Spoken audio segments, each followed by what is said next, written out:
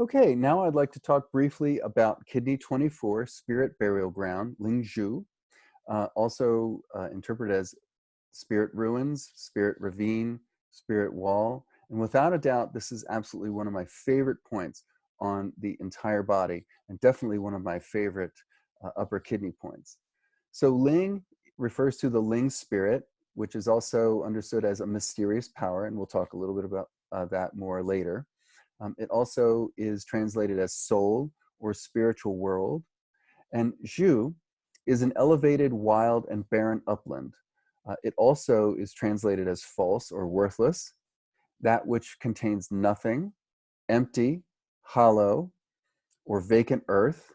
Also refers to old burial grounds. It even refers to a market, and we'll talk about that in a little bit. And rammed earthen walls providing protection for grain stored within. So this is the wood front shoe point.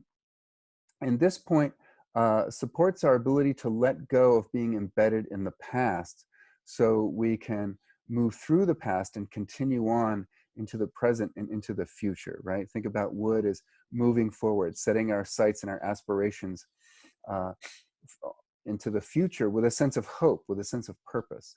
So Ling refers to the heart spirit and the heart spirit's ability to be a powerful and effective force for vitality enhancing change in the world, right? This is the mysterious power that enables the yin jing essence to be summoned by needling this point in support of the yang shen spirit.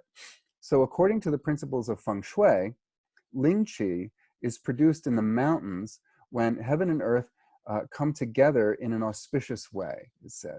So graves of important and powerful individuals were situated in a particular way, because they could afford to be, to collect and absorb the ling qi in order to nourish the continuing spiritual progress of the deceased. It's a really lovely image that the end is not really the end, right? And there's many spiritual traditions that believe that, and they all have their own picture of what that next phase of existence would be like.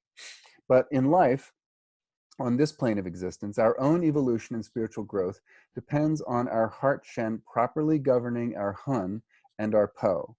So in Taoism, the Ling spirit and the Shen spirit are the yin and the yang aspects of our nature. The Shen spirit radiates outwardly and connects us to others in the world, and the Ling spirit connects us inwardly to the Tao and our original nature within. So it's important to note that the character Ling includes 3 hollow squares that simultaneously represent the mouths of the female shamans that were upraised towards heaven in supplication, as well as the Hun, the Shen, and the Po. And so during periods of drought in the Zhou era, the shamans would dance within a ring of fire until their profuse sweat, along with their offerings of jade and their supplications and their songs upwards to heaven, would, in a sense, call down the sweat of heaven, that is the rain. So in a way, it's a very powerful image of people taking effective action. They're not just sitting around going, oh, I wish it would rain. You know, they're really taking effective action, and they're making a sacrifice. They're offering jade. They are putting their own qi and their own sweat into this with purposeful intention in a ritualized way, which makes it sacred. So interestingly, this point lies at the level of Ren 18, which is the Hall of Jade, or Jade Hall. So in ancient Zhou times, Jade was used, in ancient Zhou times, jade was used only for worship of heaven and earth, or for the protection and transformation of the dead. Jade objects were buried with the deceased to protect them from external harm, as well as to seal in any remaining internal evil influences that might escape to the detriment of the deceased's family and community. And this is according to Wilmot in his wonderful book, The Energetic Physiology of the Chinese Acupoint Names. That's Wilmot 2001. So the Hall of Jade, the area around CV18, encased and protected the emperor, right, a symbol for the heart, within his tomb. And so here we have the themes of nourishment as well as protection, right? And in a sense, really that's what all acupuncture does. It nourishes the interior and protects us from the exterior. So the points CV18 and Kidney 24 thus nourish and protect the heart shen by holding it in its proper place in the proper way, right? Think about Li propriety, and that's what the fire and the heart in particular is all about. So our heart may be a quiet, restorative place, empty of the noisy distractions, right? Similar to walking on the veranda, right? Because that's what the Shen needs in order to be more contemplative, which is, what the virtues that are offered by the water. So this allows us to connect to this quiet place within that's away from the busyness and the taxations of the world from which our spirit radiates, right? Activating our potential and thus enabling us to manifest our destiny.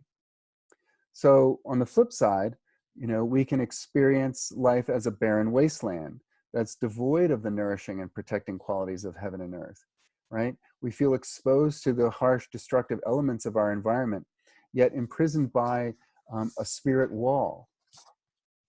So this is said to help resurrect a dead spirit, quote unquote, where there's no will, there's no ambition. There's not only a sense of difficulty in thriving. It's like an effort just to survive, just to wake up and get through every day. So this is very similar to like water, or bringing water to a parched, wilting garden. And our heart is that garden, our being is that garden. So when we see nothing but powerlessness, when we see nothing but weakness or death or decay, a wasteland of emptiness, maybe your patient says life has no meaning, or there's nothing worth aiming for. This is a great point to Moxa and Needle both.